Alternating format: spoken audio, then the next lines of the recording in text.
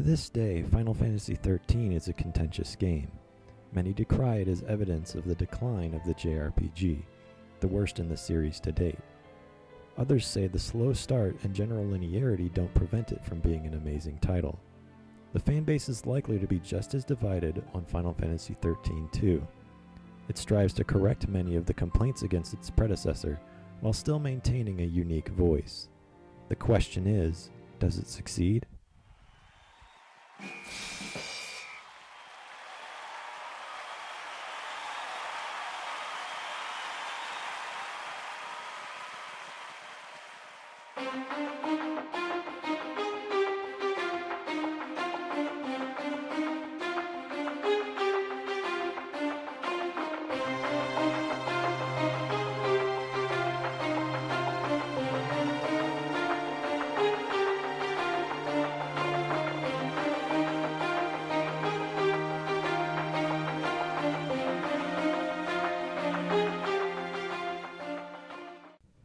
The gameplay of XIII-2 has been subtly tweaked from that of Final Fantasy XIII in order to make a richer, though not always likable, system.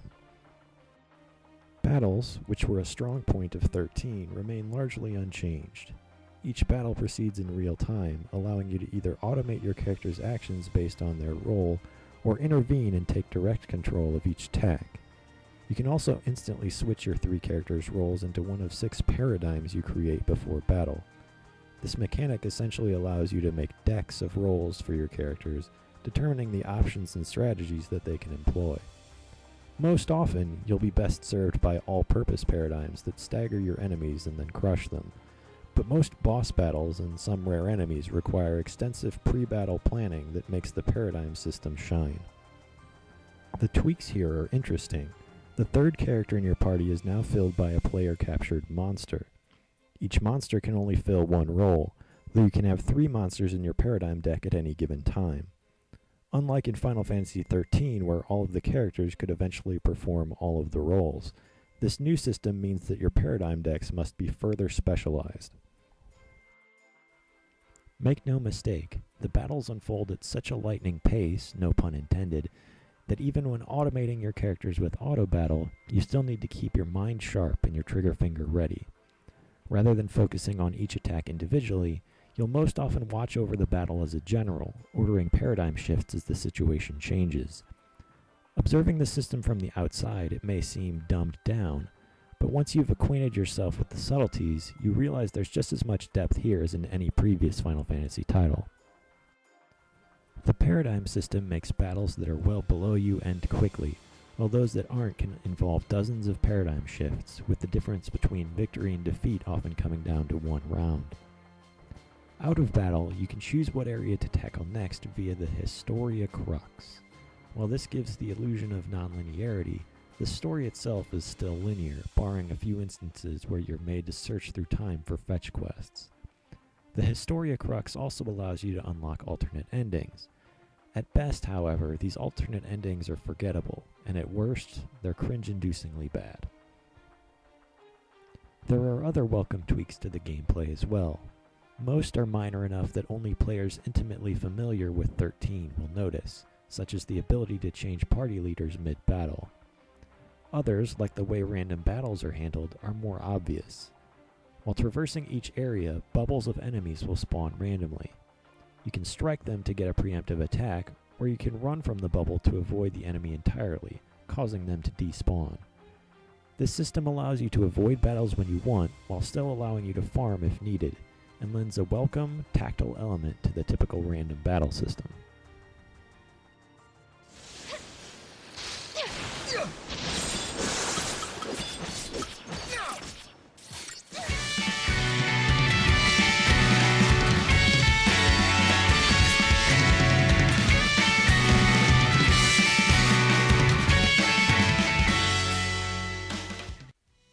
As mentioned earlier, the story of Final Fantasy XIII-2 focuses exclusively on 2 characters, Serah and Noel, and their quest to find Serah's sister, Lightning.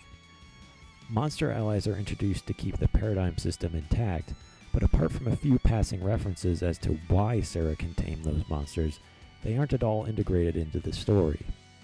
This narrative decision presents both positives and negatives. Because there are only two characters, the narrative can be laser-focused, to an extent that no other Final Fantasy game has attempted. Because they're the only two characters you ever control, and the entire story revolves around their adventure, by the end of the game's 20 to 60 hour length, you become quite invested in their success. Learning their motivations, their backstories, and even their character quirks frankly makes you care more about what happens to them. You won't be able to imagine this story told any other way. Curiosity killed the cat, you know. On the flip side, however, this cuts out part of what makes RPGs fun, recruiting new characters and then customizing them to your liking. In Final Fantasy XIII, if you didn't like Hope or Snow, you could choose to remove them from your party and use the characters you liked instead. If you don't like Sarah in XIII-2, you're out of luck. You're stuck with her. Hey, not that bad. No, come on. It's an interesting approach overall. Instead of introducing an entire cast of playable characters and allowing you to pick the ones you like, they've instead chosen to offer you only two and focus on making you like them through the story. DLC allows you to unlock Lightning as a playable character, and DLC for Saz is forthcoming, but those characters simply occupy the monster slot, so they're not as customizable as the main characters. It's more an aesthetic consolation prize than true integration. The story itself starts a bit convoluted. It's not confusing per se, but with all the talk of alternate timelines and paradoxes being thrown around, it's easy to want to turn your brain off and ignore everything they're saying. So, these areas are from different timelines. Realities blending together. Yeah. Like two ages overlapping. That about right? Right! It's exactly like that! Despite that, though, it eventually comes together. Even if you weren't paying attention early, it all makes sense by the end. It's a compliment. What's that? I'm sorry, I wasn't listening. The narrative is still prone to sink into melodrama, as all Final Fantasy games are. Sarah? Am I dreaming again? But in all, Final Fantasy XIII-2 gives a slow starting, but strong story that truly makes you care about the characters whose fates are in your hands.